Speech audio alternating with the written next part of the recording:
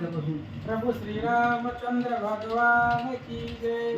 कपिलवर्य महारुद्र हनुमान की जय। येतंय म्हणून अपडेट बसू वाटतंय. आता परत 10 वर्ष 15 रामायण व्यक्ती गेली नाही निवडला कौस्तुभ वैजयंती माळ हृदय पदक तुळशी मंदिराती कोमळ दीनदयाळ डेरासे. ग्रंथ करते श्री संत महिपती बुवा या ठिकाणी सांगताय. भगवान श्री पांडुरंग विठ्ठल यांनी आपलं सगुण स्वरूप तिथं धारण केलं, दाखवलं जनाला. काय काय आहे देवाचं स्वरूप, कसं आहे. कौस्तुभ मणी आहे गळ्यामध्ये, पितांबर आहे, तुळशीची माळ आहे, मुकुट आहे, कुंडल आहे. अशा प्रकारचं सुंदर स्वरूप भगवंताने तिथं प्रकट केला. आणि सर्व विप्र मंडळी, संत मंडळी ते चरणाचं जे काही स्वरूपाचं दर्शनाचं सुख घेऊ लागले. हृदय श्री वत्सलांछन तेच प्रीतीचे निजभूषण श्यामधनोसी चर्चिला चंदन राजीव नयन शोभतसे. भगवान श्रीराम जी काही विठ्ठलाची मूर्ती आहे त्यांच्या असणाऱ्या हृदयामध्ये गळ्यामध्ये कौस्तुभ मणी आहे, तेच परमप्रीतीचं भूषण आहे. श्याम असणारा रंग आहे, आभाळाचा जसा कलर आहे तशा प्रकारचा कलर आहे आणि त्या अंगाला चंदन लावलेलं आहे. असं असणारं स्वरूप सांगू लागले. शंखचक्र घेऊन करी करी ठेविले कटावरी श्याम तनु पितांबरधारी जे ध्यानांतरी भक्ताच्या लक्ष्मी सहित श्रीहरी समपद ठाकले विटेवरी महादैत्य दानव भारी ऋण चित्तोडरी असंख्ये आयसे दिले तेज प्रकटले तेजे ब्रह्मांड उतरले दिनकर मंडळ ही तोपले तेज देखुनी तेजवा. अशा प्रकारचं असणारं स्वरूप आहे. स्वरूप धारण केल्यानंतर तेज निघाले महाराज. देवाच्या शरीराचं तेज आहे. सूर्य चंद्र सुद्धा बुचकाळ्या देतील एवढं तेज, सूर्यकोटी समप्रभम एवढं असणारं त्रिभुवन प्रकाशमान झालं असं सांगतात. संतानी सकळ ब्राह्मण देखती चतुर्भुज रूप सगुण बीजवराचर करून तटस्थ राहिले निवांत. आणि भगवंताचं जे स्वरूप आहे ते पाहायला संत होते, विप्र होते, वैष्णव होते, भक्त होते. ते सगळं असणारं देवानं जे स्वरूप धारण केलं त्या दर्शनाचा आनंद घेऊ लागले.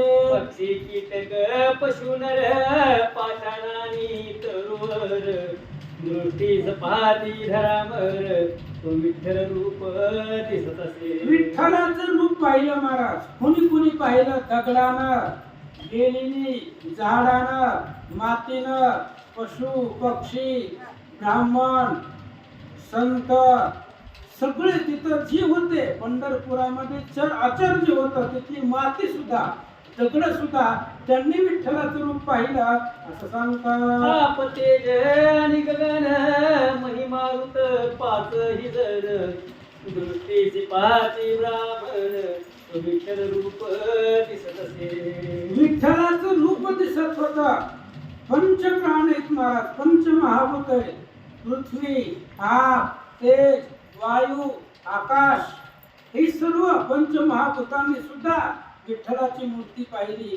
द्विजवर होते, ब्राह्मण होते, ते सुद्धा विठ्ठलाची मूर्ती सगुण स्वरूपाचं दर्शन घेऊ लागले. नानायाती पशुजीव रविचंद्र नक्षत्र सर्व नाना दैवत अभिनव विठ्ठल रूप दिसत असे. जेवढी तिथं होती महाराज, सजीव असू किंवा निर्जीव असू, आकाशामध्ये चंद्र, नक्षत्र, वारा सगळं चर आचार सगळी तिथं जेवढी होती, सजीव निर्जीव सगळं त्या ठिकाणी विठ्ठलाचं स्वरूप पाहू लागले. सभा मंडप रंगशीळ जय विजय द्वारपाळ गरुड खांब महाद्वार विठ्ठल रूप दिसत असे. त्या पांडुरंगाच्या मंदिरामध्ये जी राऊळ आहे आतमध्ये, महानामदेव पायरीपासून आतमध्ये पांडुरंगाच्या गाभाऱ्यात गेल्यावर तिथं जय विजय नावाचे द्वारपाळ वैकुंठीचे, तेच पंढरपुरामध्ये ते जय विजयामध्ये विठ्ठल दिसू लागला.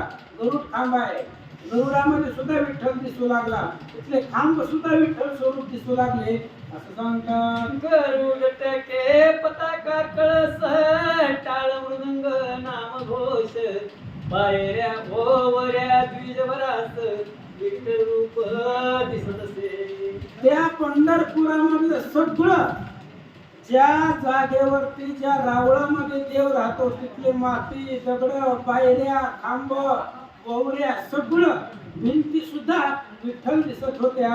ब्राह्मण लोक पाहू लागली. रजतम सत्वगुण जीव चैतन्य आणि मन ध्यानात पाहता विचारून तो विठ्ठल रूप दिसत आहे. सगळ्याला विठ्ठल दिसू लागले महाराज. त्रिगुणापासून जीवाची निर्मिती आहे. रजतम सत्व या एका गुणापासून जीव जन्मलेला असतो आणि प्रत्येक ठिकाणी प्रत्येकापासून चैतन्याचा आठव करून पाहू लागले. विठ्ठलाची मूर्ती दिसू लागली. वट बीज एक पेरिले ते अनंत रूपे विस्तारले गावा सर्वनिज तेज एकले जैसे व्यापिले पृथ्वीवरी. उदाहरण दिलं विठ्ठलाची मूर्ती कशी दिसली. वडाच्या झाडाचं बी असतं, बी एकच असतं. एक बी जमिनीमध्ये पेरलं तर त्या वडाच्या अनेक शाखा होत आहेत, फांद्या होतात एका बी पासून. किंवा सूर्य एकच आहे पण पूर्ण ब्रह्मांडाला सूर्याचा प्रकाश दिसतो. तशा पद्धतीने विठ्ठलाचं दर्शन दिसू लागलं. की सकळ रसात एक जीवन नातारी ब्रह्मांड व्यापक एक पवन की अनेक देही एक जठर आगण व्यापक असे ज्या रीती. आणि सगळं पाणी आहे. आता त्या पाण्यापासून जेवढे बी रस आहे त्या प्रत्येक रसामध्ये कशाचा बी रस असू दे त्याच्यामध्ये पाणी जिवंतत्व आहे. पाण्यामुळे ती रस आहे. किंवा वारा पूर्ण ब्रह्मांडामध्ये आहे. वारा सगळीकडे आहे. तशा पद्धतीने तो असणारा विठ्ठल सर्वांना तिथं स्वरूप सगुण स्वरूपाचं दर्शन दिसू लागलं. ही अनंत नेत्र दृष्टी एक की अवधान स्वर अनेक ही दश इंद्रियाचे व्यापक आवश्य जैसा पाहता तैसा एक रुक्मिणीवर रूपे नटला चराचर दृष्टीत पाहता बीजवर तटस्थ झाले मानसी. अशा प्रकारचा असणारा एक रूप विठ्ठलानं घेतलेला विठ्ठल आणि सगळे द्विज होते तिथं. भक्त मंडळी संत मंडळी सर्वांना ते सगुण स्वरूपाचं दर्शन घेतलं म्हणतात. विश्वरूप नटला जगत जीवन दृष्टांत द्यावया पाहावा कोण कृष्णावतारी मनमोहन मद्रगंगानी धरिरा. आणि भगवान विठ्ठलानं विश्वरूप धारण केलं होतं. आता याला दुसरी उपमा देता येत नाही.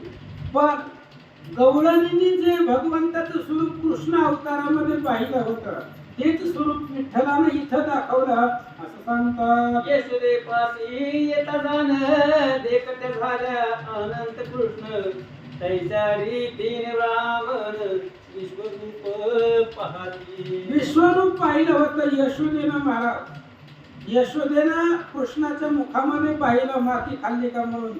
त्यावेळेस पूर्ण ब्रह्मांड आनंद ब्रह्मांड हे उदरी हरी हा बालक नंदागरी. अशा प्रकारे यशोदेनं भगवंताचं विश्वरूप दर्शन पाहिलं. अर्जुनानं पाहिलेलं आहे. तशाच पद्धतीने विठ्ठलाचं जे विश्वरूप दर्शन आहे सगळी भक्त मंडळी पाहू लागले. एकेच व्यापिले केशवराजे दृष्टी पाहतान दिसे तुझे देह बोधी राहिली सहजे विराली लाज अंतरी. आणि सगळं एकच आहे विठ्ठल. तिथं विठ्ठलच दिसू लागला.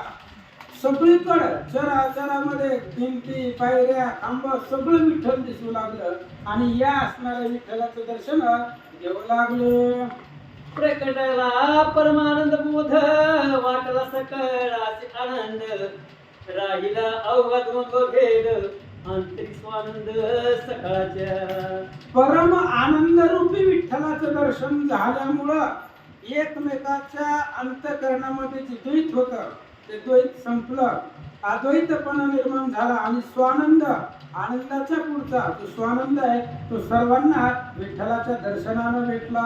सभय व्यापक त्रिजगती अंतरी कोंदली श्री कृष्ण मूर्ती जे योग्याची सुख विश्रांती विप्र पाहती निज प्रेमे. आणि अशा प्रकारे कृष्णाची जी मूर्ती आहे अंतकरणामध्ये ठसवली, तिथं जी पाहणारे होते सगळ्यांच्या योगी तपस्वी ज्ञानी तप करून योग करून ज्याच्यासाठी करतात अट्ठास, तीच विठ्ठलाची मूर्ती तिथं प्रत्यक्षात दिसली असं सांगतात. प्रेम भावे संत सज्जन एकमेकाशी देते आलिंगन, हर्ष निर्भर होऊन जय जयकारे गरजती. आणि संत मंडळी होते, भक्त मंडळी होते, देवाचं स्वरूप पाहिलं असं त्यावेळेस एकमेकाला आलिंगन दिला, आनंद त्या ठिकाणी साजरा करू लागले.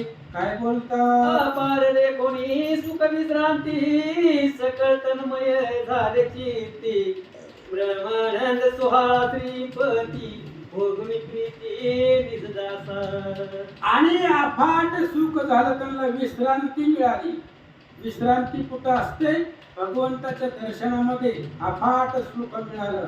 म्हणून तिथं जी काही भक्त मंडळी होते, संत लांबून आलेले होते, विप्र मंडळी होते, त्यांनी त्या भगवंताच्या स्वरूपाच्या दर्शनाचा आनंद घेऊ लागले. बीजाने टाकिले देहभान त्याशी सावध करी जगजीवन, नामयासी उचलोन चरणावरी घातले. आणि जी काही विप्र मंडळी होते, द्विज होते, ते ब्राह्मण लोक स्वतःच देहभान विसरून गेले. भगवंताचं स्वरूप त्यांना साक्षात पाहायला मिळालं. त्यावेळेस देवानं त्यांना सावध केलं, नामदेवाला उचललं आणि त्यांच्या पायावरती घातलं असं सांगतात. जो भक्त वत्सल जग जेठी सकळाची पाहे कृपा दृष्टी, ब्राह्मणाची बुध गोष्टी सांगे निकटी बैसून. आणि भगवंत आहे तो अपराधी निरपराधी, श्रीराम पाहे समान बुद्धी. देवाला काय घेणं देणं आहे हो? अपराधी बी तेवढाच आणि निरापराध सगळे देवाचीच लेकर आहे. त्याच्यामुळं तो देव सर्वाला कृपा दृष्टीनं पाहणारा द्विजाच्या जवळ गेला आणि त्यांच्या कानामध्ये काय गुह्य गोष्टी सांगतो ऐका. द्विजाशी म्हणे केशवराज ऐका जीवीचे निज गुज, निज भक्तानुसरले मज प्रपंच लाज टाकुनी. आणि त्यांच्या मनामध्ये विकल्प होता. कोणाच्या? द्विजाच्या, ब्राह्मणाच्या मनामध्ये विकल्प होता आणि तो विकल्प घालवण्यासाठी देव सांगू लागले. ऐका म्हणले, इथं जी भक्त आलेले आहेत ही लाज सोडली यांनी, आणि इथं यायचं म्हणल्यावर लाज सोडून द्यावी लागते. लाज भय शंका दुरावीला मान ही सगळं सोडून द्यावं लागतं. प्रपंच सगळं विसरून माझ्या भजनामध्ये ही तल्लीन झालेली भक्त आहेत असं देव ईश्वरांना बोलतात. मी याचनी सेवा ऋणे बांधलो असे संपूर्ण, भक्ता अधीन असे जाण नाही स्वाधीन आपुल्या. देवाने सांगितलं मी अधीन आहे. मी जरी स्वतंत्र असलो तरी मला बंधन आहे.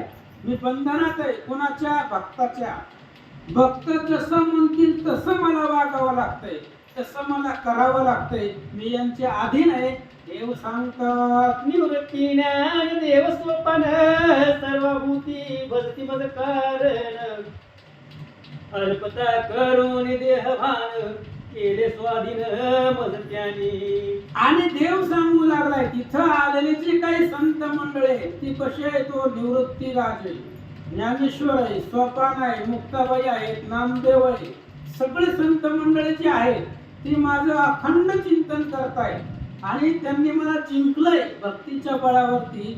देव सांगू लागले, हा जगमित्र टाकून संसारा झाला आमचा परम सोयरा, मज कोंडून हृदय मंदिरा नय माघारा देह बुद्धी. ही बघा इथं बसलेल्यापैकी जेवढी संत मंडळी आहेत जगमित्र नागा, संसाराचं यांनी काळजी सगळं संसार सोडून दिला आणि आमच्या बरोबर सोयरपणा जोडलंय आणि शिव भक्तीनं कशाचा विचार न करता आमचं भजन करतोय असं देव सांगू लागले. हा सावता मारी माझा दास भजनी धरून विश्वास, भूत मात्री पाहत असे मजचे एका निज प्रेम. इथं बघा बसलेल्यापैकी सावतामाळे आहे. हे सावतामाळ्यानं सुद्धा मला प्रत्येक ठिकाणी चराचरामध्ये माझं स्वरूप पाहिलंय. प्रत्येक ठिकाणी तो माझं भजन करतोय, माझं चिंतन करतोय, यांचं मी ऋणी झालोय. देव सांगू लागले 12 दिवसाचा होता बिदी मायने टाकीला वेलून आधी तो हा वासरा द्वैत बोधी होऊन मज भजत असे. आणि अशा प्रकारचा असणारा बघा इथं बसलेला मायेनं ज्याला 12 दिवस सोडून दिलं होतं असा असणारा भक्तराज माझ्या असणाऱ्या भजनामध्ये तल्लीन झालेला आहे, त्याचं मी ऋणी झालेला आहे. देव सांगू लागले निज भक्त विसोबा खेचर आणि हा नर हरी सोनार माझे भजन निरंतर गोरा कुंभार असे की. बघा इथं बसलेली सगळी संत मंडळी विसोबा खेचर आहे, नरहरी सोनार आहे, गोरा कुंभार आहे, यांनी मला विकत घेतलंय भक्तीच्या बळावरती. हो, काय त्या गोरा कुंभाराची तपश्चर्या आहे, काय भक्ती आहे.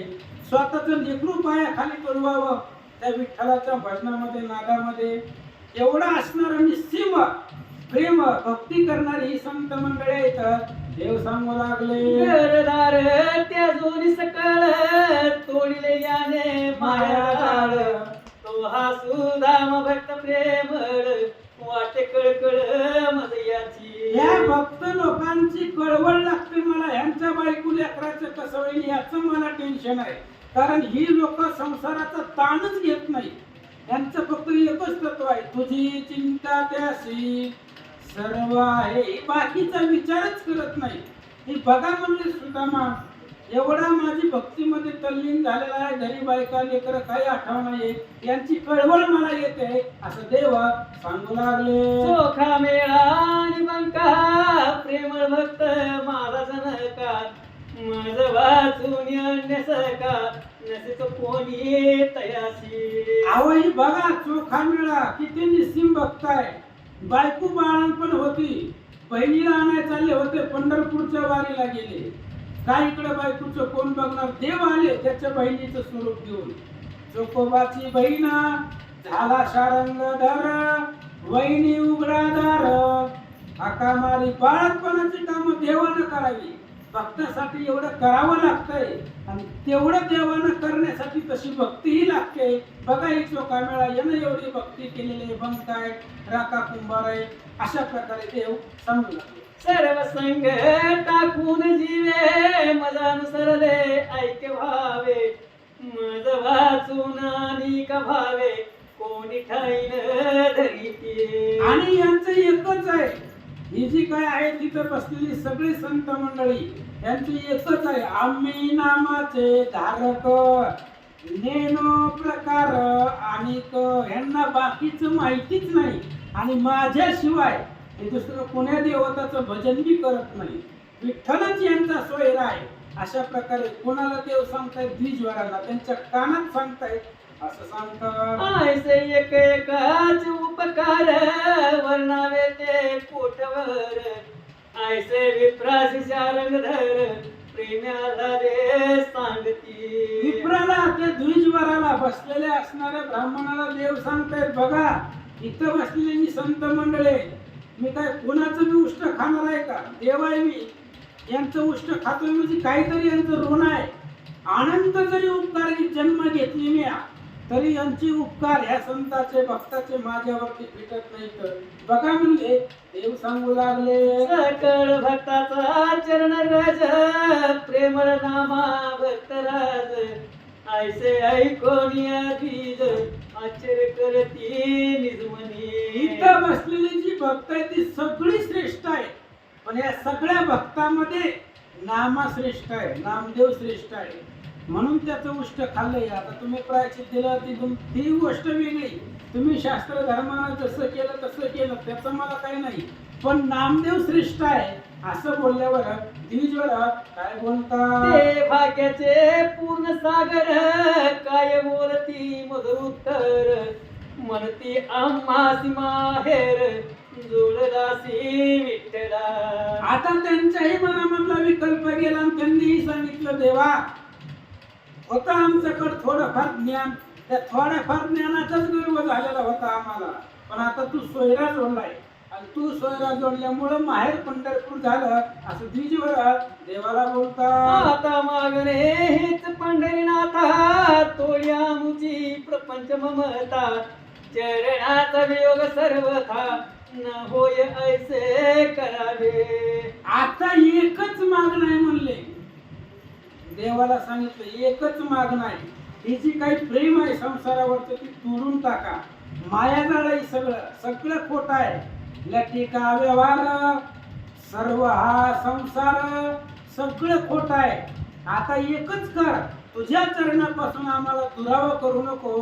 बोलू लागले न लागती भुक्ती आणि मुक्ती न लगे काही धन संपत्ती जन्मोजन्मी सतसंगती आम्हा श्रीपती असू दे. मागितलं महाराज, मागणं असावं तर असं न लगे मुक्ती धन संपदा संत संग देई सदा.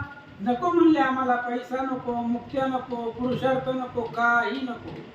तुझं जे भजन करताय अखंड दया तुझी प्रीती मज दे दयाची संगती. जे तुझं भजन करतायत त्यांची संगती दे, कुणाची बी संगत कशाला उतारली कामाचा.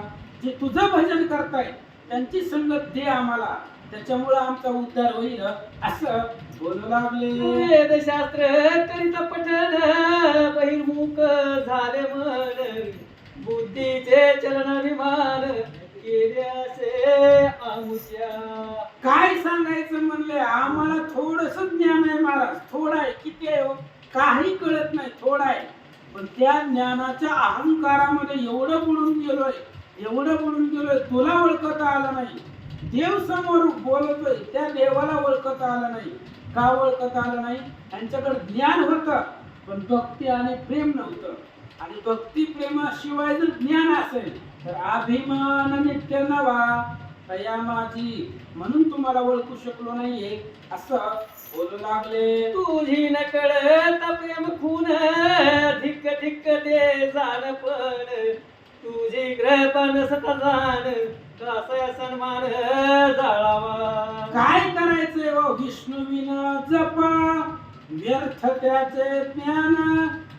काय जाळायचंय का त्या ज्ञानाला हो? त्या थोरपणाला काय करायचंय जर तुला ओळखत नसेल. ज्ञानेश्वरीमध्ये सांगताय अर्जुन वेदविहित जरी झाला माते नेनता वाया गेला. अरे वेदाचं जरी ज्ञान त्याच्यापाशी असलं पण जो मला ओळखत नाही त्याच्या ज्ञानाला काहीच किंमत नाही. तुकाराम महाराजांनी सांगितलं त्या ज्ञानाला काडी लावा. काय करायचं? देव ओळखू शकत नाही, देवाला पाहायची हिंमत नाही, देव लक्षामध्ये येत नसेल तर त्या जाणपणाला त्या ज्ञानाला काय करायचं असं विप्रमंडळी बोलतात. आम्ही ब्राह्मण उंच वर्ण याची भ्रांतीने ग्रासोल जाण प्रेम स्वादांतरतेन थोर बंधन अहंतेचे. अहंता घातक सर्वही. हनुमंताच्या लक्षात आलं होतं पर्वतावरती गेल्यावर आपण जे बोललो रामापाशी ती सगळं चुकीचं बोललो. त्याच्यामुळे आपल्याला इथंही नडायलंय. आणि तेच सांगितलं विप्रमंडळींना आम्ही उंच वर्णामधले आहोत. त्यांचं म्हणणं बरोबर आहे पण त्याच्यामध्ये गुरफटून गेलो म्हणून तू लक्षामध्ये आला नाही. म्हणून आम्ही या ठिकाणी तुझा जी काही प्रेमरस आहे त्या भक्तीच्या प्रेमरसाला आम्ही मुकलो असं बोलू लागले. हे अवघे तुझ सकळ माया आम्हा भुलवी पंढरी राया वाहून गेल होत वाया परी त्वा देवराया रक्षिले. त्यांनी सांगितलं देवा आम्ही तुझ्या मंदिराकडे न येणं, आम्ही पूजेला न येणं ही तुझी माया आहे. आम्ही जी तुझ्या ह्या संसारामध्ये वाहून चाललो तुला विसरलो, वाहत चाललो होतो आम्ही कुठं संसारामध्ये मायेमध्ये. पण तू आम्हाला आवरलं वेळेच्या वेळेत त्या वाहत चाललेल्या मायेमधून संसारामधून आम्हाला बाहेर काढलं असं बोलू लागले. अपराधाची या कोटी भवत आम्हा घडल्या अति अद्भुत तू कृपाळू पंढरीनाथ गेले सनाथ पतितासी. अरे काय सांगायचं रे, एक अपराध घडलाय का आमच्याकडून? अपराधाचं गणित आहे, गणित सुद्धा करता येत नाही एवढे अपराध घडलेले. अहो देवाला प्रायश्चित घ्यायला लावणं किती मोठा अपराध आहे. देवाला दंड करणं, शासन करणं हे आमच्याकडून घडलंय.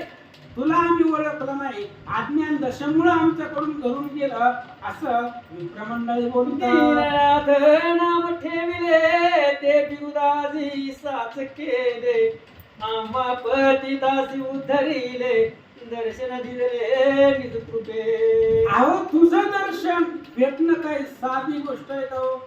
आणि तुझं जे दर्शन आहे ते तुझ्या दर्शनाचं सुख तुला कळत नाही, ते आम्हाला कळतंय.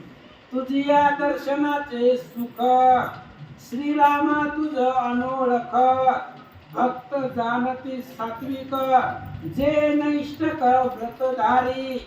अज्ञानपणा होता, तुझ्या दर्शनापासून आम्ही विमुख झालो होतो. पण तू कसा आहे, दीनानाथा ब्रीद सांभाळी आपुले, ती ब्रीद तुम्ही खरं केलंय, सत्य केलंय, म्हणून आम्हाला तुझं दर्शन झालं असं सांगतात. काय संचित होत्या मुचे पुण्यानंत जन्मीचे, वा, म्हणून दर्शन देऊन साचे, बोल शिवाचे निज प्रीती. काय आमचं पुण्य आहे हो?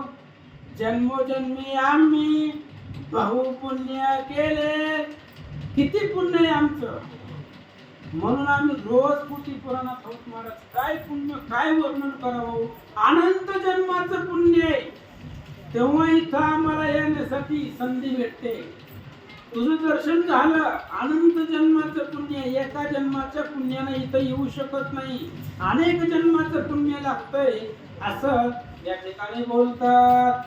संचित बीज पेरिले जाण, संत संघाचे वरी जीवन, अनंत फळ त्याला गुण, आदि पूर्ण देवराया.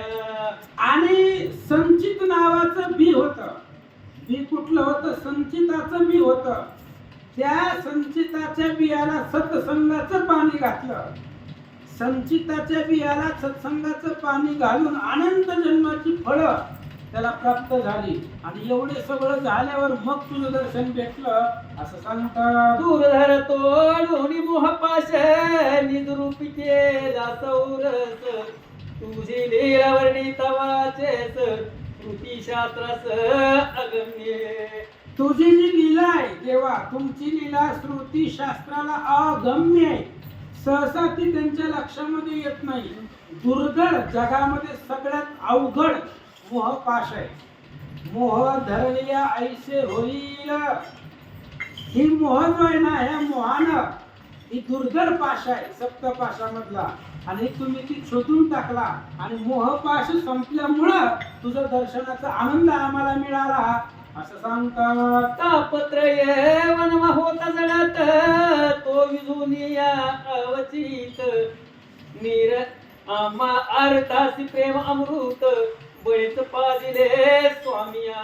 काय सांगायचं देवा, त्रिविध तापाची झाली बोळवण, देखिले चरण वैष्णवांचे. 3 ताप आमच्या पाठीमाग होते आणि त्या तापाची बोळवण झाली. त्या तापाचा वनवा होता, तो अचानक त्या ठिकाणी पाण्याच्या स्वरूपाने विझवला आणि ते विजल्यामुळं तुझं दर्शन साक्षात झालं असं सांगतात. आता मागणे हेच जगजेठी, ऐसेच रूप असावे दिठी, आणि निरंतर संताची भेटी, कामना पोटी हेच जरी. आता एकच मागणं आहे देवा, जास्त नाही, एकच मागणं आहे.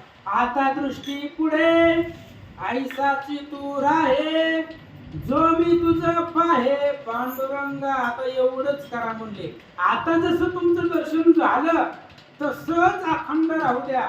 आता तुमच्या चरणापासून आम्हाला दूर करू नका आणि तुमचं स्वरूप आता पाहिलेलं मरेपर्यंत हृदयामध्ये राहू द्या, एवढंच करा. संत मंडळी बोलतात. अखंड प्रेम असावे चित्ती, तुझे भजनी लागावी प्रीती, मग गर्भवास होता मप्रती, नयेच कधी कंटाळा. अरे देवा, आता जेवढी तुझी आवड आहे आम्हाला आता जेवढी तुझी आवड आहे तेवढी अनंत जन्मामध्ये राहू दे. प्रत्येक जन्मामध्ये तुझी आवड राहू दे. तुझी आवड जर मनामध्ये असेल तर मग गर्भवासाचं दुःख भोगायला आम्हाला त्रास होत नाही. तुकाराम महाराजांनी सांगितलं, गर्भवासाला सुखानं येतो आम्ही, पण कशाला? तुझं स्वरूप पाहायला भेटतंय, तुझं दर्शन. गर्भवासाला येणं ही दुःख आहे, पण हे दुःख संपल्यावर तुझ्या दर्शनाचं सुख मिळणार आहे. असं जर असेल तर गर्भवासाला सुद्धा आम्ही आनंदाने स्वीकारायला तयार आहे, असं विप्रमंडळी बोलतात. तू अनंत ब्रह्मांड नायक, करता करविता होसी एक, तुझे गुणाचा करिता लेख, कृतीशास्त्रे कष्ट घे. अरे देवा, तू आनंद ब्रह्मांडाचा नायक आहे. ही सगळे ब्रह्मांड तुझ्या आधिपत्याखाली आहेत. या जगाचा मालक तू आहे. आणि असा असणारा तू, तुझं जर वर्णन करायचं म्हटलं तर श्रुती शास्त्राला सुद्धा करता येत नाही. हजारो मुखाच्या शेषाला सुद्धा तुझं स्वरूपाचा अंत अजून लागला नाही, असं या ठिकाणी बोलतात. मुझे अवगुण मानसी, आता न धरी ऋषिकेशी, माझे म्हणून संतासी, निर्वावे दयाळा. आणि त्यावेळेस सांगितलं, आता आमचं अवगुण बघत बसू नका. जर आमच्याकडे अवगुण असते तर तुझं दर्शन झालं नसतं आम्हाला. ज्या अर्थी तुझं दर्शन झालंय त्या अर्थी आता आमच्याकडे काहीच शिल्लक राहिलेलं नाही. मग आता एकच करा, हरी प्राप्तीसी उपाय, धरावे संताचे ते पाय. आता एकच करा, आम्हाला या संतांच्या चरणावरती घाला आणि त्यांचा संग आम्हाला मिळू द्या, एवढंच मागणं आहे. बोलू लागले, तुझ्या दासाचे व्हावे दास, आणि चित्ती नाही आस, वा. त्यांचे चरण रंगास, लागत्या मुच्या ऐसा करी. काय मागणं आहे महाराज तुमची? या दासाचा दास करुणी ठेवा, आशीर्वाद द्यावा. हाची मज तुमचं जे भजन करतायत ना, त्या दासांचा दास आम्हाला करून ठेवा. तुझं जे भजन करतायत त्यांच्या पायाची माती जरी लागली तरी आमचा उद्धार होणार आहे, असं या ठिकाणी बोलतात. कुंडलिक वरदारी विठ्ठल श्री ज्ञानदेव तुकाराम.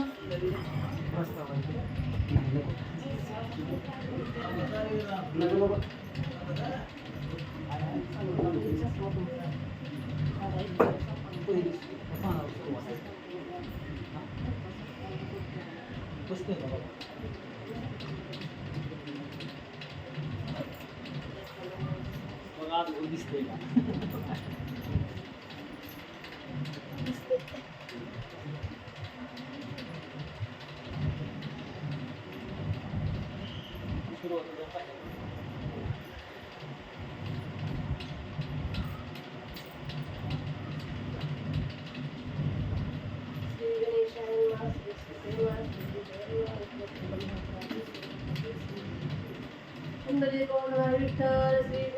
तुकाराम प्रभु श्री रामचंद्र भगवान की जय. हे आमचे आता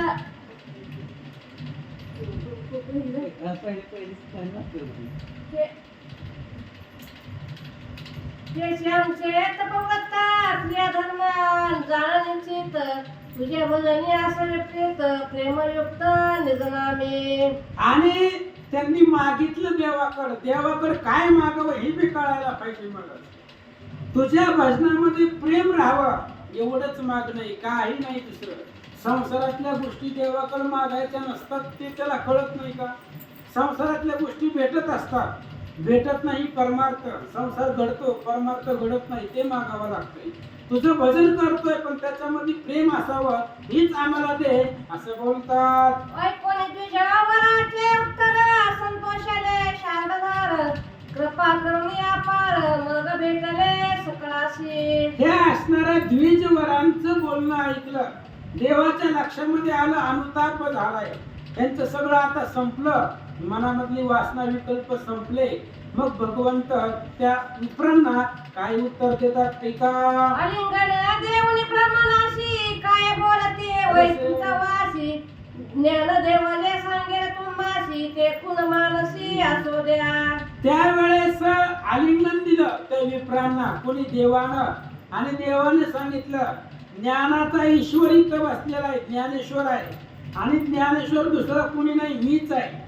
अवतार पांडुरंग नाव ठेविले ज्ञानी असा असणारा तो आहे. ज्ञानेश्वर जो सांगेल त्या पद्धतीनं वागा असं भगवंत बोलतात. सकळ सर्वज्ञाचा राव तो आत्मा माझा ज्ञानदेव, तो सांगेल जीवेचा अनुभव ते सद्भाव असू द्या. ज्ञानेश्वर महाराज जसं सांगतील तसं वागा, कारण ज्ञानेश्वर महाराज माझा आत्मा आहे. पांडुरंग आणि ज्ञानेश्वर वेगळे नाही, ते दोन्ही एकच आहे. शरीर जरी वेगळे असले तरी एकच आहे. त्यामुळे तो माझा आत्मा आहे ज्ञानेश्वर. तो जसं सांगेल तसं तुम्ही करा. पांडुरंग बोलतात, ते कुणांतरी स्वभावे सुलभ होईल सर्व भावे, मग दृढ धरुनी या जीवे करावे जतन सर्वांनी. ज्ञानेश्वर जे सांगतील ते लक्ष देऊन ऐका आणि ऐकून सोडून देऊ नका. ते जीवामध्ये हृदयामध्ये धरान तसं वागा. ज्ञानेश्वर जे सांगतील ते ऐका, हृदयामध्ये ठेवान तसं वर्तन करा. पांडुरंग बोलतात, त्यांनी सकळा हाताशी येत जाणं, मग नलगेचे तीर्थाटन, वेदशास्त्र अभ्यासन काही नलगेचे सर्वथा. एकदा ज्ञानेश्वर महाराजांचं ऐकलं, बाकी काही करायची गरज नाहीये. तीर्थाटन करायची गरज नाहीये, वेद अभ्यास करायची गरज नाही. पण कधी ज्ञानेश्वरांची ज्ञानेश्वरी वाचावी लागते. त्याच्यासाठी ज्ञानेश्वर महाराजांचं म्हणणं एकदा ऐकावं लागतंय. ते जर ऐकलं, बाकी काही करायची गरज नाहीये. पांडुरंग बोलतात, मग कासया पाहिले तपासायास, करणे नलगेचे काय क्लेश, संत संगी धरिता विश्वास, नासनी दोष क्षण मात्रे. अहो फक्त संताची संगत धरावं, मग कुठं जायची गरज नाही. नलगती सायास जावे वनांतरा, कशाला हिंडायचं उगाच. संताच्या पायावरती विश्वास ठेवा, संताची संगत धरा. संताच्या संगतीमध्ये जर आलं तर बाकीचं काहीच करायची गरज नाही. कोण सांगतंय? देव. संताचं महात्म्य सांगू लागले. व्रतासानी बैसाळणे हट्टी, काय नलगे खटपाटी, वास करणे गिरट कपाटी, व्रत सावटी कासया. वज्रासनावरती जर बसला, वज्रासनाच्या ह्याच्यामध्ये, तर बाकीचा खाटाटोप करायची काहीच गरज नाही. म्हणजे काय सांगायचंय देवाला? ज्ञानेश्वर महाराजांचं ऐका, ते सांगतील तसं वागा, बाकीच्या साधनामध्ये पडायची तुम्हाला गरज नाही असं सांगतात. कासया करावे उग्र ताप, नलगेची काय मंत्र जाप, संत संगे त्रिविध ताप, निवतील सर्व क्षण मात्रे. तुम्ही फक्त संताची संगत धरा. या संताच्या संगतीमध्ये आलं, कुठल्याही प्रकारची सायास करायची गरज नाही, योग या तप करायची गरज नाही. संताच्या संगतीमध्ये आल्यावर काहीच खटाटोप करायची गरज नाहीये. त्यांना तुमची त्रिविध ताप आहेत अंतःकरणामधले, आदिदैविक, आध्यात्मिक आणि आदिभौतिक. ही त्रिविध तापाची बोलवण होणार आहे. म्हणून संताच्या संगतीत या. विठ्ठलजी बोलतात, न लगे भस्म तुला न फार, न लागे वाढविणे जटाभार, लोकाचारी दांभिक पसर, करणे लगेचे सर्वथा. काही करावं लागत नाही महाराज. मोठमोठ्याला माळा घालायच्या गळ्यामध्ये असलेल्या, एवढे सगळी गळा माळेनं भरायचं, 12 ठिकाणी अंगावर गंध लावायचं, विभूती लावायची, सगळं पांढरे कपडे घालायचे, लोकांमध्ये फिरायचं. हे लौकिकासाठी करायचं नाही. ही सगळं काहीच करायची गरज नाही तुम्हाला. कधी एकदा ज्ञानेश्वरी वाचा असं देव सांगतो. सर्वमुखी करुणा भरिता, जीवे सासावे नामव्रत, तेव्हाची मन होईल निवृत्त, क्षण मात्र न लागता. अहो तुम्हाला काहीच करायची गरज नाही. कारण का? कोणाशी न कळे जनी, नाम अमृत संजीवनी. भगवंताचं नाव हेच अमृत आहे. ही जर तुम्ही मुखामध्ये धरलं तर बाकीचे खटाटूट करायची गरज नाहीये. भगवंत सांगतात, क्रिया कर्म करिता खटपट, परिप्रेमे विना येतो वीत, हे आत्मज्ञानाची नवे वाट, व्रता कटपट कर्मठा. कर्मठ जी लोक आहेत ती विनाकारण कर्म करताय, पण ती करत असलेल्या कर्माला त्यांच्या कर्मामध्ये प्रेम नाही. जिथं प्रेम नाही ते सगळं वाया आहे, व्यर्थ आहे, खाटाटोप आहे. त्याच्यामुळे ती तरुण जाऊ शकत नाही. तर भगवंत बोलतात, साधना वाचून जाण, हाची मार्ग बहु सोपान प्रेमे करावे हरी कीर्तन रामकृष्ण गोविंद. अहो काय करायचंय, खटाटोप साधन करायची गरज नाही, काहीच साधन करायची गरज नाहीये तुम्हाला. काय करायचं, फक्त या असणाऱ्या कलियुगामध्ये देवाचं नामस्मरण करा. त्या देवाच्या नामस्मरणानं बाकी कुठली तुम्हाला खटाटोप साधना करायची गरज नाही, असं भगवंत स्वतः बोलू लागले. चित्तवृत्ते तपे चोखाडे कीर्तना पुढे ती बापुडे सांडोनी थोरपणाची प्रावडे लाजून गेले सकळीक. अहो तुम्ही जे जगामध्ये हिंडताय ना तीर्थ करत, सगळी जगामध्ये जी फिरताय ही सगळी तीर्थ जी आहे ती हरी कीर्तनामध्ये त्याची दासी आहे आणि सगळी लाजून येत आहेत हरी कीर्तनाला.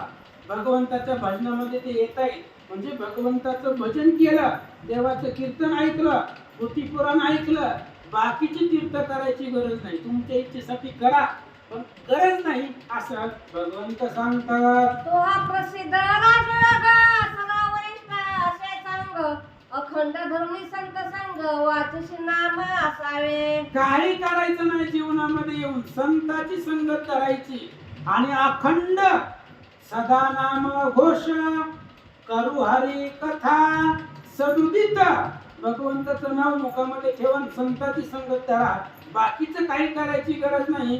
भगवंत बोलतात संकल्प विकल्प चित्ताशी येऊन देवा मानसी मनोभावे संताशी क्षीर्ण जावे सद्भावे.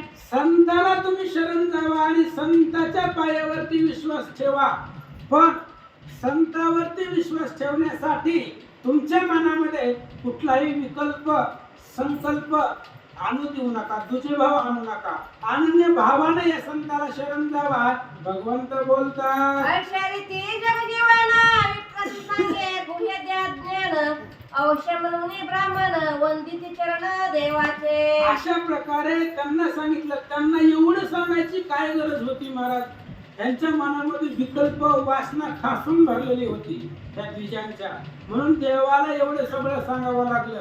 ही सगळं ऐकल्यावर त्यांचा विकल्प संपला, नमस्कार केला, निघाले. ज्ञानदेवाशी म्हणे रुक्मिणीवर तुम्हा संधी नविले तुझ्यावर यांच्या मस्तकीने ठेवणे कर अक्षयवर असो दे. ज्ञानदेवांना सांगितलं भगवंताने ही तुमच्या हातामध्ये दिले, तुमच्या हातामध्ये दिले, कसं सांभाळायचं तसं तुम्ही सांभाळा. एकदा तुमच्या हातामध्ये दिलं मग काय सगळं ओझं तुमच्यावरती आहे असं भगवंत ज्ञानदेवांना बोलतात. अवश्य म्हणाले ज्ञानेश्वर भावे नमिला रुक्मिणीवर अनुभव पावती ऋषीश्वर तैशाची निर्धारे सांगे मी. त्यावेळेस ज्ञानेश्वर महाराजांनी सांगितलं, देवा आमच्या हातात दिले म्हणल्यावर तुम्ही काळजी करू नका, आम्ही जी सांगल त्याचा त्यांना अनुभव येईल त्या पद्धतीनं आम्ही सांगाल, आम्ही काही बी सांगणार नाही. आम्ही सांगितलेलं त्यांना पटल आणि त्याचा त्यांना अनुभव येईल तशा पद्धतीने सांगतो. ज्ञानेश्वर महाराज देवाला बोलतात हे वेदाचे गुह्य ज्ञान की वैराग्याचे जीवन की चिदाकाशीची कोण परमगुह्य जाणावे. आणि ही जी आहे कोणचं देवाचा आणि ज्ञानदेवाचा संवाद किंवा ज्ञानेश्वर महाराज जे आता जगाला सांगणार आहे ती वेदाची खूण आहे. ज्ञानेश्वरी म्हणजे वेद आहे. वैराग्याचं त्या ठिकाणी अभंग अक्षय अंग आहे ज्ञानेश्वरी म्हणजे. ज्ञानदेवांना सांगितलेलं ज्ञान, त्या ज्ञानाला कशाचीच क्षमता करता येत नाही, एवढं अथांग ज्ञान त्या जगापुढे मांडतो असं या ठिकाणी बोलतात. की शुद्ध ज्ञानाचे हे पूजन नात्री मोक्ष मुक्तीचे बीज की हा सकळ मंत्र राजा मंगळ निधी प्रगटला. आणि अशा प्रकारे सगळ्या मंत्राचं बीज आहे. आता जी सांगितलं देवानं संसंग धरा आणि मुखामध्ये नामस्मरण असू द्या, ही सगळं ज्ञानाचं बी आहे.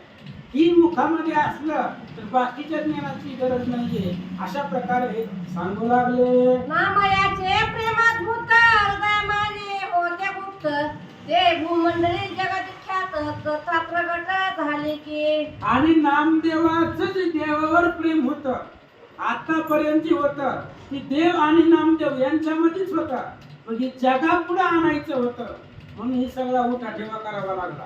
नामदेवाचं देवावर जी प्रेम आहे ती जगाच्या पुढे मांडायचं होतं देवाला, म्हणून हे सगळं करवलं असं सांगतात. हे श्रवणाचे निज श्रवण की मनाचे हे निज मनन ना तरी आवडीचे निधी ध्यासन अनुसंधान नामयाचे. हे नामदेवाने जे केलेलं भजन आहे, नामदेवाने केलेली भक्ती आहे, हे जगापुढे मांडण्याचं काय कारण आहे? श्रवणाचं श्रवण आहे. ऐकावं कसं, निध्यास करावं कसं, मनन कसं करावं, भक्ती कशी करावी, देवाला आपलंसं कसं करावं, ही नामदेवाकडून शिकावं.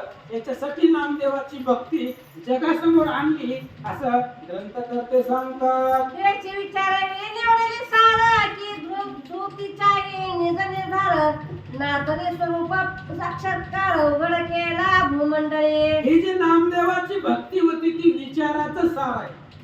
नामदेवाची जी भक्ती आहे ती सगळ्या विचाराचं अंत आहे, सार आहे. सगळ्या भक्तीचा तू जिव्हाळा आहे. म्हणून नामदेवाला संत चरण रज, मगाशी विठ्ठलांनी सांगितलं, अशा प्रकारचा तू लाडका भक्त आहे असं या ठिकाणी बोलतात. की हे भक्ती रसाचे लाघाव ना तरी भावाचे निज वैभाव की सन्मानाचे निज गौरव प्रगट झाले लोकांत. लोकांमध्ये प्रगट करायचं होतं. ही ज्ञानाचा गौरव आहे, शुद्ध भावार्थ आहे, वैरागी विवेक आहे.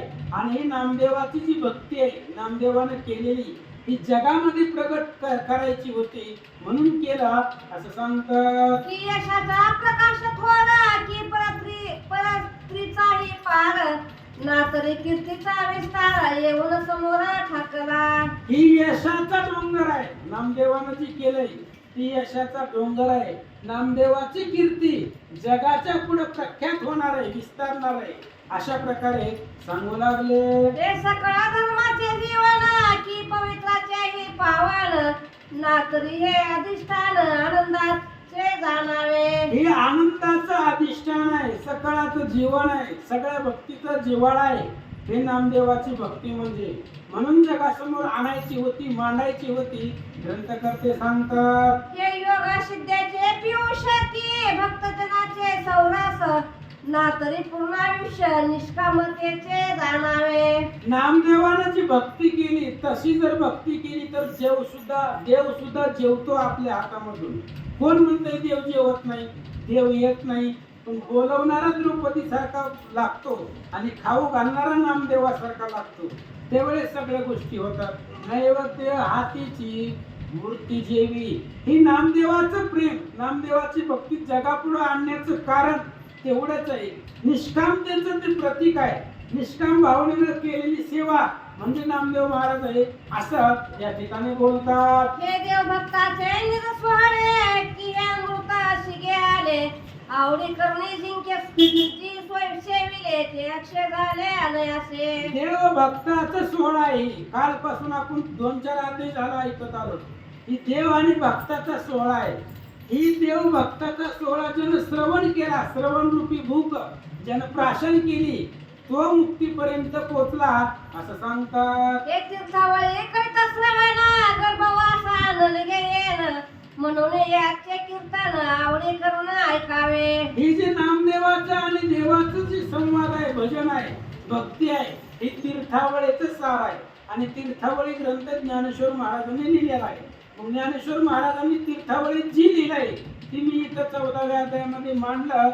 ग्रंथकर्ते सांगतात. याशिने म्हणावे प्रकृत नवे पाठांतर कवित्व हा केवळ उपाशी पदार्थ ब्रह्मरसाचे प्रगटला. ही काय फक्त प्राकृत नाहीये, याच्यामध्ये सखोल अर्थ आहे, ब्रह्मरस आहे. आणि ब्रह्मरस एकदा घेतला की पीडा होत नाहीत महाराज. ब्रह्मरस घेई काढा तेने पीडा वारेल मिली नाही म्हणले, वारेल संपली मुळापासून. म्हणून ही ब्रह्मरस आहे, भक्तिरस आहे. श्रवण करा. ग्रंथकर्ते सांगतात. येथे जाणव शानवता कोणी न करावे तत्वता सांडोनी व्यात्पत्तीची ममता सादर श्रवणार्थ असावे. इथं फक्त श्रवण भक्ती श्रेष्ठ आहे. इथं जी लिहिलंय ती संतांच्या आधारानं लिहिलेलं आहे. त्यामुळे इथं शहाणपणा करू नका, जाणीव मोठेपणा इथं आणू नका. तुमच्या ज्ञानाची जी काही बुद्धिमत्ता इथं दाखवू नका. इथं फक्त श्रवण करा. फक्त श्रवणानं मोक्ष मिळणार आहे असं ग्रंथकर्ते सांगतात. हे सात्विकाचे निसाधन याशी भोगते संतजन ऐसे ज्ञानदेव वचन तीर्थावळीत बोलले. ज्ञानदेवाने तो ग्रंथ लिहिलाय तीर्थावळीचा, आणि इथं जे श्रवणासाठी बसलेले त्यांना भगवंत भेटतो, हे ज्ञानेश्वरांचं वचन आहे. त्यांनी तीर्थावळी नावाचं त्यांच्या ग्रंथामध्ये लिहिलंय, आणि त्या आधारावरती मी इथं चरित्र निरूपण केलं. ग्रंथकर्ते सांगतात, त्याचे पद्मेहून ध्यानी मेलेले हर्षवाणी, म्हणून शब्द विचक्षणे न ठेवता सर्वथा. शब्द ठेवू नका. मी खूप वेळा सांगितलंय, पाठीमागही सांगितलंय, तुम्हाला पोथीला यायचं असलं या, आम्ही कुणालाही बंधन नाही, याच म्हणून. पण नावं ठेवू नका, शब्द देऊ नका ग्रंथांना. तुम्हाला ऐकायचं असलं ऐका, यायचं नसलं येऊ नका. आम्ही कोणालाच बंधन केलेलं नाही. कुणीही या कुणीही जावा, पण नावं ठेवू नका. आणि ज्ञानेश्वरांचं गुही आहे, ज्ञानेश्वरांनी सांगितलेलं ज्ञान आहे, त्याच्यामुळं याला दोष देत बसू नका. ग्रंथकर्ते सांगतात, पुढे कुर्मदास चरित्र जाणा सुरत कथा अति गहन, श्रोती स्वस्त करुणी मन चित्त देवने ऐकावे. पुढं आता कुर्मदासाचं चरित्र आहे. लवळातांचं मंदिर आहे, समाधी मंदिर. काय त्यांची कथा आहे, कोणाचा अवतार आहे, काय त्यांचं चरित्र आहे, कुर्मदासाचं ऐका. जो विश्वात्मक रुक्मिणी रमण वक्ता दावदविता जगजीवन, फक्त विजय ग्रंथ पावन त्याच्या इच्छेने होतसे. ही जो भक्त विजय आहे, आतापर्यंत झाले किती 15 अध्याय झाले. ही 15 अध्याय जी झाली भक्ती विजयाचं, ती भगवंताच्या आज्ञेनं त्यांच्या इच्छेनं त्यांनी बोलवून घेतलं म्हणून झालं. ग्रंथकर्ते सांगतात, सूत्र घालित सहज दीपक दिसतो तेज पुंज, देवी बुद्धी प्रकाशून गरुडध्वज ग्रंथ वदवी निज प्रेमे. उदाहरण दिलं महाराज, मला बुद्धीला चालना देणारा भगवंत आहे, त्यानं बुद्धी दिली म्हणून मी लिहिलं. दिव्यामध्ये जर तेल असेल तर दिवा प्रकाशमान होतो, तशा पद्धतीनं त्यानं बुद्धी दिली म्हणून मी भक्ती विजय इथपर्यंत आणला, असं सांगतात. गोपतीत पावना नाथनाथ जळ मूळ तारल्या संख्यात, मैपती त्याचा मुखांकित भजन करीतो निज प्रेमे. अहो तो जगाचा करता करवित आहे. जड मूळ हे न तारलेले दगड सुद्धा तरतायत महाराज पाण्यावरती. जड जीवांचा उद्धार केला, दगडाची स्त्री झाली, दगड तरतायत. असा विश्वव्यापक भगवंत, मी त्याचा मुद्रांकित आहे, असा ग्रंथकर्ते बोलतात. श्री भक्त विजय ग्रंथ ऐकता तुटेल जगन्नाथ, प्रेम ऐका भविक भक्त पंचादश रसाळा. श्रीकृष्णार्पण नमस्ते. रुक्मिणी पांडुरंग पुंडलिक वरद विठ्ठल, श्री ज्ञानदेव तुकाराम.